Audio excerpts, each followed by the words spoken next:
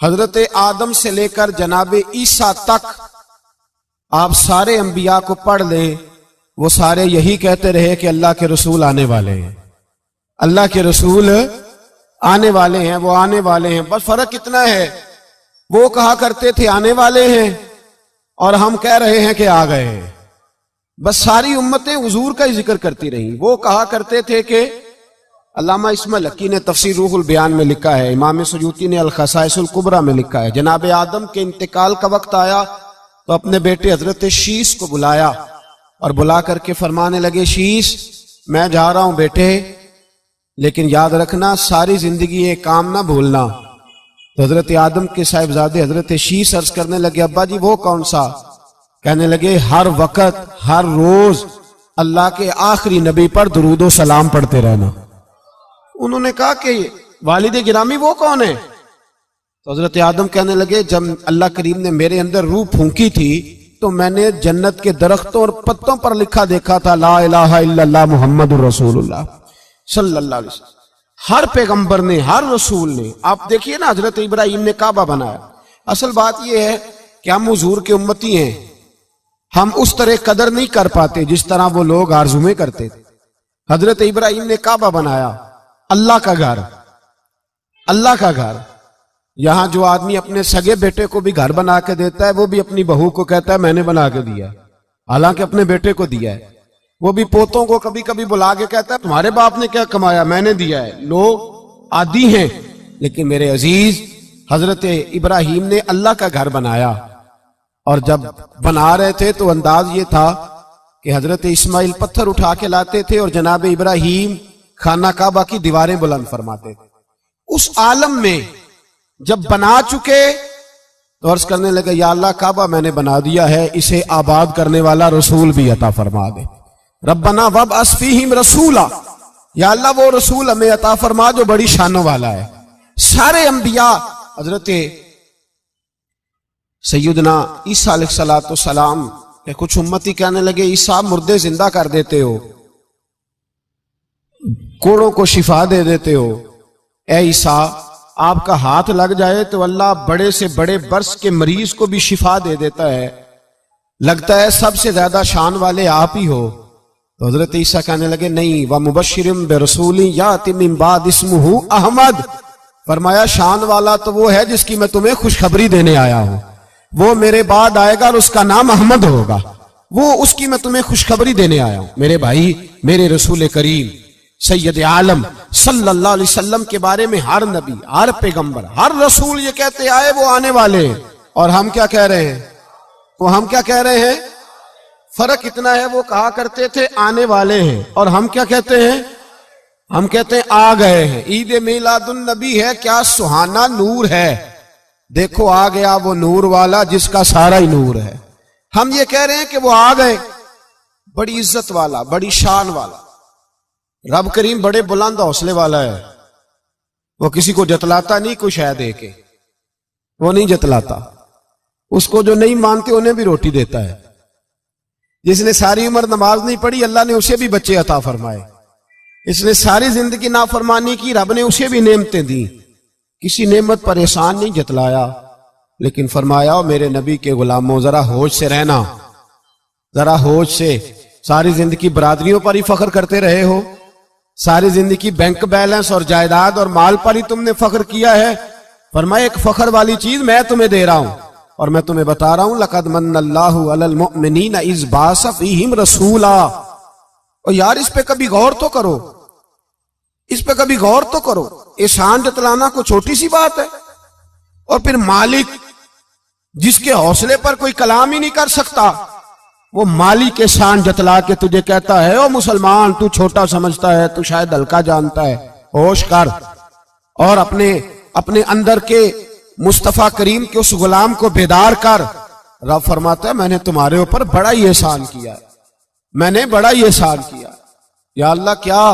فرمایا اس بعث فیہم رسولا، میں نے تمہیں اپنا شانوں والا رسول عطا کیا ہے۔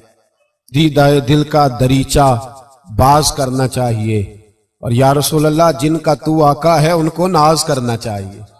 اب تھوڑا مسلمان ہونے پہ بھی فخر کرو، کبھی کوئی پوچھے تو اسے بتایا کرو ہم رسول اللہ کے غلام ہیں، یہ بھی ہماری برادری ہے اور یہ سب سے بڑی برادری.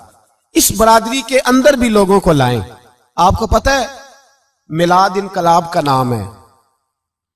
میلاد جب تک نہیں ہوا تھا تو بیٹیاں زندہ دفن ہوتی تھیں. آپ علماء سے یہ سن تو لیتے ہیں پر ذرا اس معاشرے کی بے حسی تو دیکھو.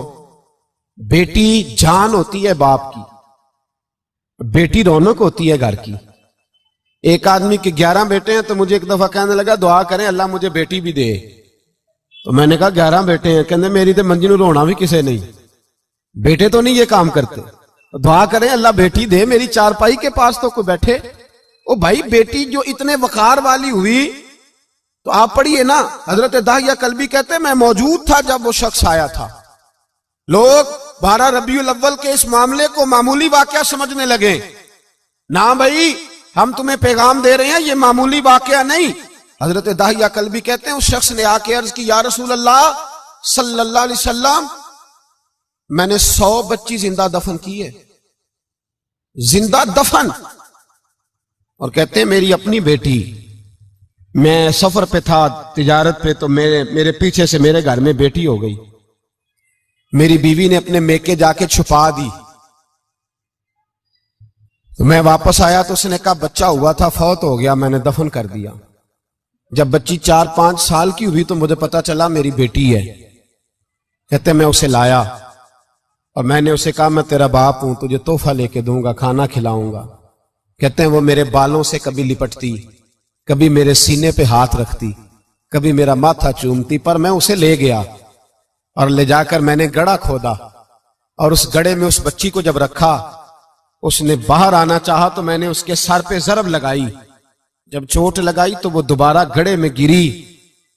میرا ویسے وجدان کہتا ہے کہ جب سے میلاد ہو گیا ہے آج کسی باپ کی بیٹی اگر چارپائی سے گر جائے تو شاید وہ ساری رات سو نہ سکے کہ بچی گر گئی ہے میری. کہتے ہیں میں نے چوٹ لگائی سر پہ, خون بہا تو وہ گری, میں نے مٹی ڈالی, وہ ابا جی کہتی رہی. کہتے ہیں جب اس کا وجود چھپ گیا اور اس کے چہرے پر مٹی پڑنے لگی تو اس نے ایک لفظ کہا, وہ لفظ مجھے آپ کے پاس لایا ہے. وہ بیٹی کہنے لگی اے اللہ بتا تیرا رحمت للعالمین نبی کب آئے گا. یا اللہ بڑی بیٹیاں دفن ہو گئیں, بڑی مائیں منڈیوں میں بک گئیں, غریب بڑے لٹ گئے, پریشانیاں بڑی بڑھ گئیں. اللہ بتا نا تو اسے کب بھیجے گا.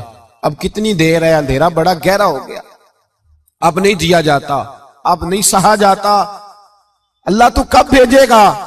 حضرت داہیہ کلبی کہتے ہیں وہ بتا رہا تھا اور نبی کریم بار بار اپنی چادر کا پلو اٹھاتے تھے اور اپنے آنسو پوچھتے تھے.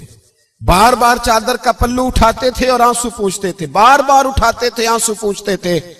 حضرت داہیہ کلبی کہتے ہیں حضور نے پوچھا تیری جرت کیسے ہوئی, تو حوصلہ کہاں سے لایا. اس نے کہا محبوبہ پتہ نہیں, لیکن قربان جاؤں یا رسول اللہ صلی اللہ علیہ وسلم میں نے آج سویرے آپ کے ایک صحابی کو یہ کہتے سنا ہے کہ وما ارسلناک الا رحمتا للعالمین. تو وہ یہ رحمت للعالمین کے لفظ ہیں, یہ تو میں نے اپنی مرتی ہوئی بیٹی سے سنے تھے. تو آج جب میں نے اس کی زبان سے سنے تو میں نے کہا تو انہیں جانتا ہے. کہا جانتا ہوں. کہا مجھے بھی لے چل. تو حضور میں آپ کے دروازے آیا ہوں, رب معاف کر دے گا. تو میرے حبیب نے فرمایا چل پڑھ کلمہ, جو میرا کلمہ پڑھ لے اللہ اس کے سارے گناہ معاف کر دیا کرتا ہے. بھائی غلاموں کے ساتھ ظلم ہوتا. حضرت بلال حبشی, حضرت بلال کے بارے میں بڑے واقعات ملتے ہیں. ایک واقعہ بڑا منفرد لکھا ہے کتابوں میں. حضرت بلال سے لوگوں نے کہا آپ نبی پاک سے متاثر کیسے ہوئے. تو جناب بلال کہنے لگے میں زیادہ لوگوں کو مکے کے لوگوں کو جانتا ہی نہیں تھا, چونکہ میری ڈیوٹی تھی گھر میں کام کرنے کی اور مجھے سخت سزا ملتی تھی امیہ بن خلف کی طرف سے. بلکہ تحقیق یہ ہے کہ یہ عبداللہ بن جدان کے غلام تھے. امیہ بن خلف نے تو جب انہوں نے کلمہ پڑھا تو پھر خریدا. عبداللہ بن جدان کہنے لگا میں فارغ نہیں, آپ لے لیں, آپ اس کو سزائیں دیں. تو کہتے میں ان کے گھر میں ہوتا تھا تو میں تو زیادہ لوگوں کو جانتا ہی نہیں تھا, کبھی مجھے موقع ہی نہیں ملا تھا باہر نکلنے کا. ہماری غلاموں کی کوئی زندگی نہیں ہوتی تھی. آج تو ہر آدمی کہتا ہے نا میں کچھ چودھری سے لے کے کھاتا ہوں. یہ جو تیرے اندر حوصلہ ہے نا یہ میرے رسول نے تجھے عطا فرمایا ہے, یہ میرے نبی نے تجھے دیا ہے, ورنہ تو غلام بکا کرتے. یہ حوصلہ تجھے رسالت مآب نے دیا۔ حضرت بلال کہتے ہیں میں ایک دن مجھے بخار چڑھ گیا بڑا تیز، میں لوگوں کو جانتا نہیں تھا، فرماتے مجھے تیز بخار چڑھ گیا تو ٹھنڈ بڑی سخت تھی، میرے مالک نے مجھے کئی کلو جوں دیے پیسنے کو چکی پہ، کہتے میں بیمار تھا تو میں نے کچھ دوائی لی جو اس وقت موجود ہوتی تھی، تو میں نے ایک لحاف لیا، دودھ پیا تو مجھے نیند آ گئی، جب میں سویا تو میرا مالک آ گیا، اس نے آ کر کے مجھے سوئے ہوئے دیکھا تو کھینچ کر کمبل اتارا، رضائی اتاری، لحاف اتارا، کہنے لگا اب تیری سزا یہ ہے کہ تو کھلے میدان میں بیٹھے گا، وہاں چکی پیسے گا، اور دوسری سزا یہ ہے کہ تجھے قمیض پہننے کی بھی اجازت نہیں۔ حضرت بلال کہتے ہیں تیز بخار، ٹھنڈ کا عالم، اور جب میں چکی پیس رہا تھا تو رو رہا تھا، اور میں پوچھ رہا تھا خدایا ہمارے نصیب، اللہ ہمارے مقدر ہے، جرم ضعیفی کی سزا مرگ مفاجات۔ سیدنا بلال حبشی رضی اللہ تعالیٰ عنہ فرماتے ہیں میرے دروازے کے قریب سے رسول پاک گزرے اور مجھے ہائے ہائے کرتے دیکھا تو دستک دی، میں نے کہا کون ہے؟ دروازہ کھلے آ جاؤ۔ محبوب اندر آئے تو پوچھنے لگے کیوں رو رہے ہو؟ میں نے کہا جاؤ اپنا کام کرو، یہاں دکھ سارے پوچھتے ہیں مداوع کوئی نہیں کرتا، یہاں تقریریں سارے کرتے ہیں، حقوق غریباں پر بات سارے کرتے ہیں، مداوع کوئی نہیں کرتا، جاؤ اپنا کام کرو۔ کہتے ہیں میں نے سخت جملے کہے معاذ اللہ، حضور چلے گئے، اور جب حضور جا رہے تھے تو میں کہہ رہا تھا بس جا رہے ہو نا، میں نے پہلے ہی کہا تھا جاؤ۔ کہتے ہیں قربان جاؤں، تھوڑی دیر گزری تو اللہ کے رسول کے ہاتھ میں گرم دودھ کا پیالہ تھا، کھجوریں تھی، حضور تشریف لائے اور کریم رسول نے مجھے کھجوریں دی، دودھ پلایا اور کہا چل جا کمبل میں بیٹھ جا۔ تو میں نے کہا چکی کون پیسے گا، وہ تو بڑا مارے گا۔ کہتے ہیں لوگو اس نبی کا میلاد اور معراج بھول نہ جانا، اس رسول پاک کی محبتوں میں کمی نہ آنے دینا، اس محبوب کا نعرہ ساری دنیا میں لگا دینا۔ فرماتے ہیں میرے حبیب کے میں قربان جاؤں، مصطفیٰ کریم نے فرمایا تو بیٹھ رضائی میں اور آج تیرے حصے کی چکی میں پیسوں گا۔ کہتے ہیں ساری رات حضور چکی پیستے رہے، ساری رات۔ سویرے میں اٹھا اور میرے حبیب پاک نے مجھے وہ سارا کچھ دیا اور خود چلے گئے۔ اگلی رات پھر آئی تو حضور پھر آ گئے، مجھے پھر رضائی میں لٹایا، دودھ پلایا اور ساری رات چکی پیسی۔ کہتے ہیں بس تیسرے دن حضور چکی پیس کے جانے لگے تو میں نے قدم تھام لیے، میں نے کہا حبیبہ دنیا ساری جھوٹ بولتی ہے، زمانہ سارا غلط کہتا ہے، جو غلاموں کے حصے کا کام کرے وہ اللہ کا سچا رسول ہوا کرتا ہے۔